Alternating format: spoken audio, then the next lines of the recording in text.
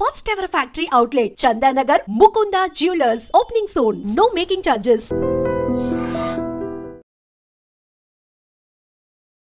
Banks అయితే home లోన్కి సంబంధించి రేట్లు అయితే తగ్గించిందని తెలుస్తుంది ఇంట్రెస్ట్ రేట్లో. అయితే వీటికి సంబంధించి పూర్తి వివరాలు అనేవి మనతో తెలియజేయడం కోసం సర్టిఫైడ్ ఫైనాన్షియల్ ప్లానర్ మాధవరెడ్డి గారు ఉన్నారు. మ్యామ్తో మాట్లాడదాం. Hi ma'am. హలో అండి. జనరల్గా ఇల్లు అనగానే ఒక ఎమోషన్, అవును, దాన్ని మనం ఒక ఎసెట్ కింద చూస్తాం. ట్రెడిషనల్గా గోల్డ్, సొంత ఇల్లు, ల్యాండ్ ఉండాలి.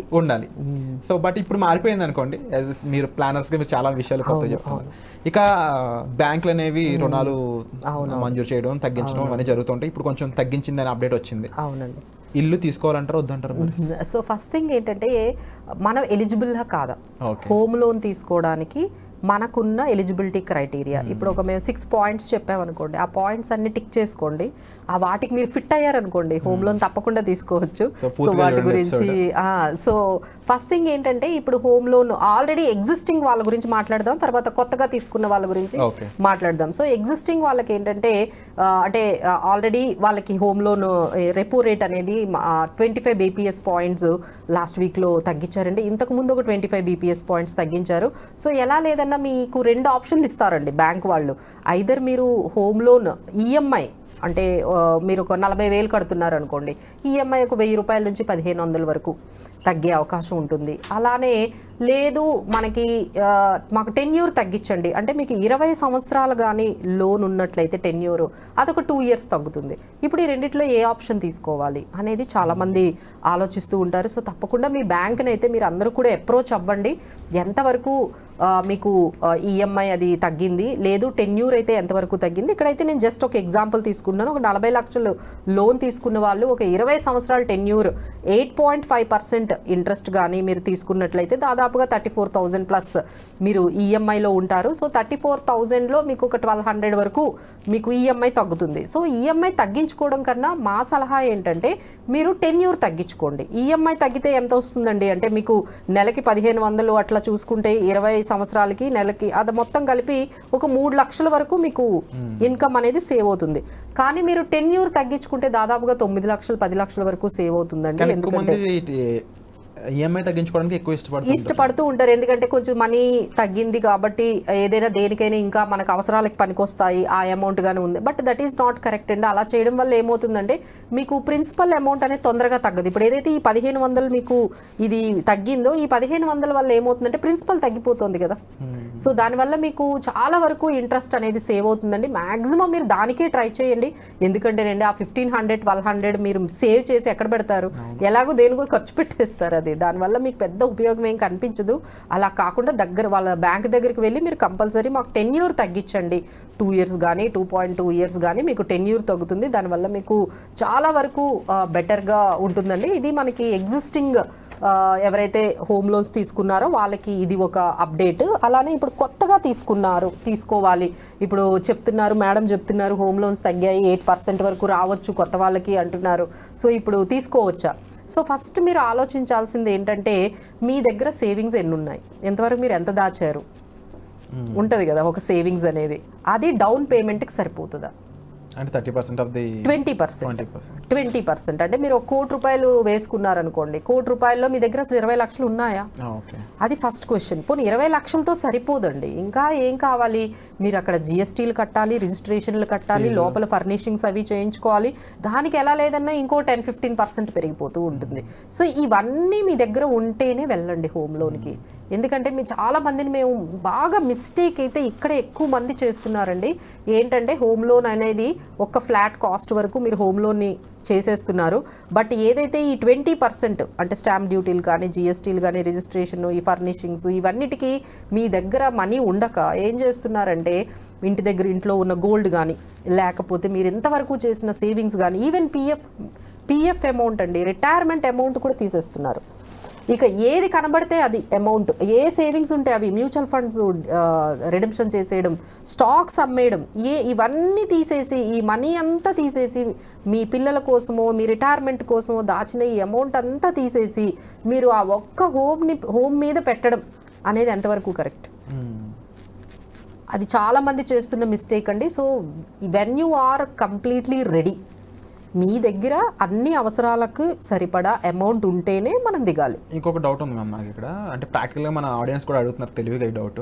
ఆల్రెడీ కొంతమంది లోన్లు కట్టలేక క్లోజ్ అయిపోయిన, అంటే ఆగిపోయిన ఇల్లు ఉంటాయి కదా, ఆ ఇళ్ళని మళ్ళీ లోన్ మీద తీసుకోవచ్చా అని అడుగుతున్నారు. అవి లీగల్గా అంత పర్ఫెక్ట్ అయితే కాదండి, అంత పర్ఫెక్ట్ అయితే కాదు. ఎందుకంటే ఈ రోజుల్లో లీగల్ ఇష్యూస్ ఒక్కసారి కానీ స్టార్ట్ అయ్యి, అంటే అసలు మామూలుగా కూడా ఈ మధ్య మనం చాలా గొడవలు చూస్తున్నాం బిల్డర్లతో, టైంకి ఇవ్వడం లేదు. ఇంకా ఇలాంటి లీగల్ ఇష్యూస్తో ఉన్నారంటే ఇంకెంత మీకు టైం వేస్ట్ అయిపోతుంది. సో ఇలాంటి ఇష్యూస్ ఎంత తక్కువగా ఉంటే అంత మంచిదండి. అదర్వైజ్ ఏమవుతుంది, మీరు అటువైపు ఈఎంఐ కట్టాలి, అక్కడ అది రెంట్లు కూడా కట్టాలి. అక్కడ వైపు రెంట్ కట్టాలంటే మీరు ఎక్కడైనా స్టక్ అయిపోయారు అనుకోండి, that will become very mess అయిపోతుంది అనమాట. ఈఎంఐ కడుతూ ఉండాలి, ఇక్కడ రెంట్లు కడుతూ ఉండాలి. మీరు రెండు వైపులా ఎక్కడ ప్రాబ్లం వచ్చినా మీరు ఆక్యుపేషన్లో మీరు ఇబ్బంది పడతారండి. సో టైటిల్స్ అన్నీ కూడా క్లియర్గా ఉంటేనే మీరు వెళ్ళండి, అదర్వైజ్ బాగా ఇబ్బంది పడిపోతారు. సో ఫస్ట్ థింగ్ అయితే మీరు ఆర్ యూ రెడీ ఫైనాన్షియల్లీ, అంతేగాని మీ దగ్గర ఉన్నవన్నీ తీసేసి ఒకటే ఇల్లు మీద పెట్టేయటం వల్ల ఎమోషనల్ అంటే వాళ్ళు ఏమనుకుంటారంటే 80 lakhsకి అనుకొని 70 lakhs కని మొదలు పెడతారండి. ఆ బడ్జెట్ కాస్త 1.5 అవుతుంది. సో దానివల్ల ఏమవుతుందంటే వాళ్ళు ప్రిపేర్డ్ కాదు, వాళ్ళు 80 lakhsకి ప్రిపేర్ అయ్యి ఉన్నారు. సో ఒక్కసారి అంత అమౌంట్ ఎక్కడి నుంచి తెస్తారు? సో ఇంతవరకు సంపాదించినవి తీయడము, లేకపోతే ఇంకా పర్సనల్ లోన్ కూడా తీసేస్తున్నారండి. పర్సనల్ లోన్, గోల్డ్ లోన్, ఇక కనపడిన లోన్స్, ఉన్న ఇన్వెస్ట్మెంట్స్ అన్ని తీసేస్తే ఇక మీరు దాంతోనే ఇంకా ఇల్లు ఒకటే మిగులుతుంది, ఇంకేం ఉండదు అసలు. సో కొంతమందికి తెలియాల్సిన విషయం కూడా, ఇప్పుడు హోమ్ అనేది నాట్ ఎన్ అసెట్. అవునవును, ఇట్స్ లైబిలిటీ. అదే దాని దగ్గర కూడా వద్దామండి. సో నెక్స్ట్ ఏంటంటే మీ దగ్గర ఉన్న సిబిల్ స్కోర్ చెక్ చేసుకోవాలి. మీ సిబిల్ స్కోర్ కరెక్ట్గా లేకపోతే కొన్ని రోజులు ఆగండి, ముందు పర్ఫెక్ట్ చేసుకోండి. ఎందుకంటే మీకు స్కోర్ కానీ తక్కువ ఉందనుకోండి, చాలా హయ్యర్ ఇంట్రెస్ట్ రేట్ వేస్తారు. స్కోర్ బట్టి మీ ఇంట్రెస్ట్ రేట్ మారుతుంది, ఇది ఒక్కరు గుర్తుపెట్టుకోవాలి. మీకు స్కోర్ ఎంత మంచిగా 750, 800 ఇట్లా సిబిల్ స్కోర్ ఉంటే మీకు మంచి బ్యాంక్స్లో, అంటే పిఎస్యూ బ్యాంక్స్లో ఎస్పెషల్లీ కెనరా కానీ, ఎస్బీఐ బ్యాంక్ కానీ, పంజాబ్ నేషనల్ బ్యాంక్ కానీ, బ్యాంక్ ఆఫ్ బరోడా, ఇలాంటి వాటిల్లో కొంచెం ఇంట్రెస్ట్ రేట్ తక్కువ ఉంటుందండి. సో అక్కడికి వెళ్ళాలి అంటే మీరు చాలా పర్ఫెక్ట్గా ఉండాలి మీ సిబిల్ స్కోర్ అనేది. సో ఇలా మీ సిబిల్ స్కోర్ అంతా కూడా పర్ఫెక్ట్గా ఉందా లేదా అనేది చెక్ చేసుకోవాలి. అన్నిటికన్నా ఇంపార్టెంట్ ఏంటంటే మీకు కంటిన్యూస్ ఇన్కమ్ వస్తుంది అనే కాన్ఫిడెన్స్ ఉందా, మీ కెరియర్ స్టేబుల్గా ఉందా అనే క్వశ్చన్ మీరే వేసుకోండి. మీరు ఎప్పుడైతే ఎస్ మేడం నా కెరియర్ బాగుంది, నేను కాదు మా వైఫ్ కూడా ఫ్రీయా కాదా, అది నెక్స్ట్. అసలు మీకు కొంతమంది ఎట్లా ఉంటుందంటే ఇన్కమ్ స్టేబుల్గా ఉండదు కదండి, అంటే జాబ్ అంతా వాళ్ళు కాన్ఫిడెంట్గా, ఇప్పుడు ఎస్పెషల్లీ ఐటీ కంపెనీస్లో చేసే వాళ్ళు ఇప్పుడు చాలా ఇబ్బంది పడుతున్నారు. ఒకవైపు ఎప్పుడు తీస్తారో తెలియదు, లేదు అంటే వాళ్ళకి ఇంకా చేయాలని అనిపించట్లేదు, ఏ వస్తుంది అంటున్నారు. సో ఇలాంటి వాటిలో ఇంత కెరియర్ అనేది ఇంత, అంటే ఇప్పుడు 20 years కదండి, వీళ్ళు అసలు 5 yearsకి షూర్ లేరు. మేడం 5 years వరకు కూడా ఈ జాబ్ ఉందా లేదా అనే డౌట్లో ఉన్నప్పుడు మీరు 20 years కమిట్మెంట్లోకి ఎలా వెళ్తున్నారు?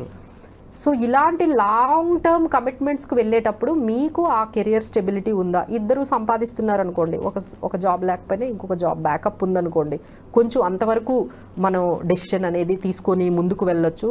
అదర్వైజ్ అయితే మాత్రం నాకు కెరియర్ స్టేబుల్గా లేదు, ఇన్కమ్ స్టేబుల్గా లేదు అంటే మీరు ఇలాంటి డెసిషన్స్ తీసుకొని ఎప్పుడైనా మీరు జాబ్ కానీ రాలేదు పోయిందనుకోండి, ఏమవుతుంది? ఈఎంఐలు అంతా ఎంత బర్డెన్ అయిపోతుంది మీకు, ఇట్ విల్ బికమ్ మెస్. ఇంకా అక్కడి నుంచి మీరు డెట్ ట్రాప్లోకి వెళ్ళిపోతారనమాట.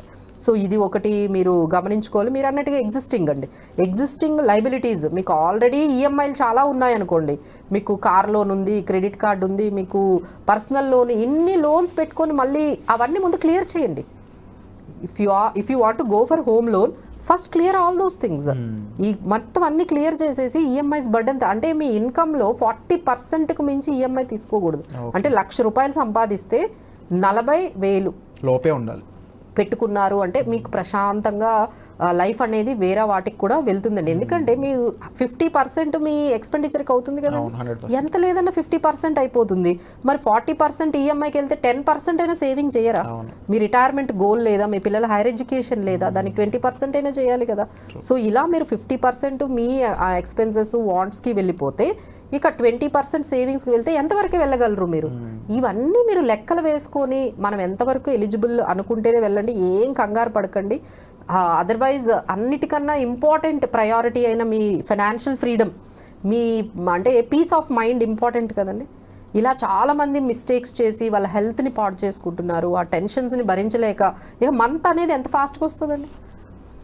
మంత్ రాగానే వాళ్ళకి టెన్షన్స్ వస్తాయి, ఈఎంఐలన్నీ ఎలా కట్టాలి అని. సో ఎక్కడి నుంచి అప్పులు తెచ్చుకోవాలి, ఇంత టెన్షన్ అవసరమా మీకు? సో హ్యాపీగా ఇవన్నిటికీ మనం రెడీ, లేదంటే ఓ 20-25,000 రెంట్కి ఇచ్చేసి ప్రశాంతంగా ఉండండి. So you can achieve other goals, not at all issue. ఆ టైం వచ్చేంత వరకు కొంచెం వెయిట్ చేయండి, అలా ఎమోషనల్గా వెళ్ళకూడదు. మన ప్రాక్టికల్గా మనకి ఎంతవరకు వీలైతే అంతవరకు వెళ్తే సరిపోతుందండి. ఇంకా నెక్స్ట్ మన లోన్ ఎలిజిబిలిటీ కూడా చెక్ చేయించుకోండి. ప్రతి ఒక్కరికి లోన్ ఎలిజిబిలిటీ అనేది ఉంటుంది. ఫస్ట్ అది చెక్ చేయించుకొని మనకు లోన్ ఎంత వస్తుంది అనేది అయిన తర్వాత దాని తగ్గట్టు బడ్జెట్ చేసుకోవాలి కదా. లేకుండా మన ముందు బడ్జెట్ చూస్తాం, కొంతమంది అది కూడా చూడరు, డైరెక్ట్ గా ఒక ఇల్లు ఆ తర్వాత వెతుక్కుంటారు రీజన్స్. అదే తర్వాత మనకున్న సోర్సెస్ అన్ని తెచ్చుకుంటారు. ముందు మీరు సోర్సెస్ అన్ని రెడీ చేసుకొని అప్పుడు దానికి తగ్గట్టు బడ్జెట్ లో ఉండే హౌస్ ని అనేది మీరు తీసుకోవాలండి. ఇంకా next second house as an ఇన్వెస్ట్మెంట్గా వెళ్ళొచ్చా అంటే అబ్సల్యూట్లీ నో అనే చెప్తామండి. ఎస్పెషల్లీ ఫ్లాట్స్ అయితే, ఎందుకంటే మీరు 1 crore పెట్టే ఒక ఫ్లాట్ మీద మీకు ఒక 20-25 వేలు వస్తే మీకు 3% వర్కౌట్ అవుతుందండి. 3% రిటర్న్ ఎక్కడ సరిపోతుంది? అసలు అది ఏమి డెసిషన్ నాకైతే అర్థం కాదండి. సరే చాలా మంది అంటారు మేడం 3% ఇన్కమే అంటారు, క్యాపిటల్ గెయిన్ వస్తుంది కదా. Let's take example 8% capital gain, 3% మీకు రెంటల్ ఇన్కమ్ వచ్చింది అనుకుంటే టోటల్గా 11%. దాని మీద ఈఎంఐ 9% కడుతున్నారు అంటే మీకు 2% కోసం ఇదంతా. సో ఇన్స్టెడ్ ఆఫ్ దట్ మీరు ఇంకెక్కడ ఇన్వెస్ట్ చేసుకున్నా ఇలా మ్యూచువల్ ఫండ్స్ ఇలాంటి వాటి మీద 12% వస్తుంది కదండి. ఎందుకు మీరు అలా 3%కి 2%కి అంటే ఇక్కడ వాళ్ళు ఈఎంఐ కడుతూ ఉంటారు, అక్కడ నుంచి రెంటల్ ఇన్కమ్ వస్తూ ఉంటుంది. రెంటల్ ఇన్కమ్ 3% వస్తుంది, ఈఎంఐ 9% వస్తుంది. So that does not works out అండి. సో మీకు రెంటల్ ఇన్కమ్ ఈల్డ్ అనేది 3% వస్తుంది. అదే అమౌంట్ మీరు ఆ 1 crore ఎక్కడ పెట్టుకున్నా మీకు 12% వస్తుంది.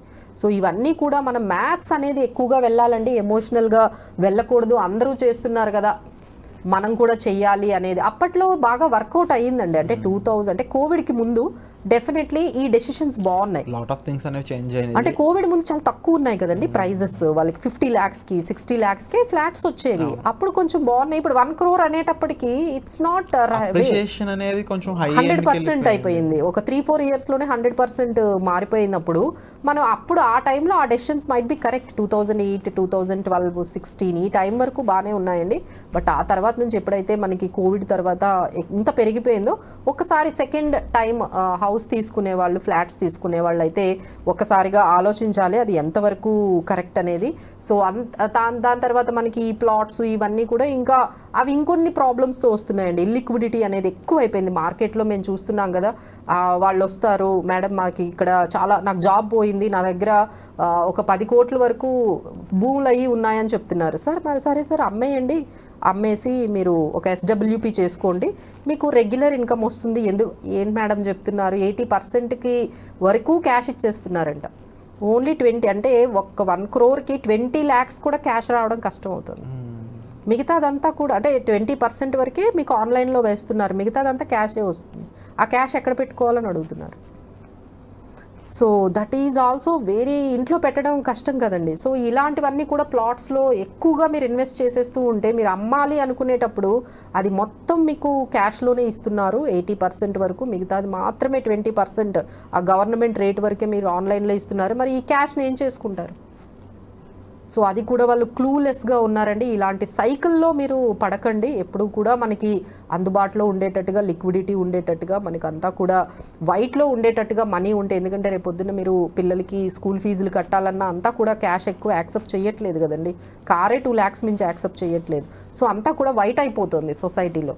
సో మనం ఇంకా ఈ బ్లాక్ని మనం మెయింటైన్ చేయడం అనేది చాలా కష్టమవుతుంది. సో ఇవన్నీ ఆలోచించి మీరు డెసిషన్ తీసుకోండి. బట్ ఏదైనా ఫైనాన్షియల్ డెసిషన్ తీసుకునేటప్పుడు ఒక ఎక్స్పర్ట్తో కూర్చొని నిజంగా, ఎందుకంటే ఇవన్నీ మేము చెప్తున్న జనరల్ స్టేట్మెంట్స్ అండి, ఎందుకంటే that changes from person to person, ఇండివిజువల్కి డిఫరెంట్గా ఉంటుంది. సో మేబీ మీ సిచ్యువేషన్లో అదే కరెక్ట్ డెసిషన్ అయ్యి ఉండొచ్చేమో. ఒకసారి మమ్మల్ని కానీ ఫైనాన్షియల్ ఎక్స్పర్ట్స్తో కానీ కూర్చొని కన్సల్ట్ చేసి అప్పుడు ఇలాంటి డెసిషన్ తీసుకోండి. ఎందుకంటే ఒక్కసారి ఈ డెసిషన్లోకి వెళ్ళారంటే 20 years ఇది ఒక లాక్ అయిపోయినట్టు. లైఫ్ లో కొన్ని డెసిషన్స్, ఇల్లు కట్టు, పెళ్లి చూడాలి, అవన్నీ లాంగ్ టర్మ్ ఇంపాక్ట్ ఉంటుంది కదండి. ఉంటాయి కాబట్టి ఆ రెండు కొంచెం ఆలోచించి తీసుకోవాల్సిన చాలా చాలా ఆలోచించి తీసుకోవాలండి. మీరు ఎమోషనల్ గా ఎవరో ప్రెజర్ పెట్టారు, సోషల్ ప్రెజర్ ఉంది, ఇల్లు ఇల్లు అని అందరూ అంటున్నారని, అదే పెళ్లి అంటున్నారని పెళ్లి చేసుకోవడం, ఇల్లు అంటున్నారని ఇల్లు కొనడం, అదంతా భరించాల్సింది మీరే ఆ తర్వాత అవన్నీ కూడా. సో ఆ ఇంపాక్ట్ అంతా మీరే భరించాలి కాబట్టి ఒకసారి పాజ్ తీసుకొని అది మనకి ఎంతవరకు కరెక్టో అంతవరకు చేస్తే బెటర్. సో మీకు మ్యామ్ని కన్సల్ట్ చేయాలి, ఈ ఇల్లుకి సంబంధించి డెసిషన్ తీసుకోవాలంటే, ఇన్వెస్ట్మెంట్కి సంబంధించి డెసిషన్ తీసుకోవాలి, లేదంటే మీ పర్సనల్ ఫినాన్స్కి సంబంధించిన ఒక మేజర్ డౌట్ ఏదైనా ఉంటే దాన్ని సాల్వ్ చేసుకోవాలనుకున్నట్లయితే మీరు డిస్ప్లే అవుతున్న నెంబర్స్ కాల్ చేసి మ్యామ్ని సంప్రదించవచ్చండి. పర్సనల్ అపాయింట్మెంట్స్ కూడా మీకు ప్రొవైడ్ చేస్తున్నారు. మ్యామ్ మీరు ఫైనాన్షియల్ అడ్వైస్తో పాటు ఇన్వెస్ట్మెంట్కి సంబంధించిన స్ట్రాటజీస్ అన్ని ప్రొవైడ్ చేస్తారు. సో వచ్చే ఎపిసోడ్లో మళ్ళీ కలుద్దామండి. Thank you so much.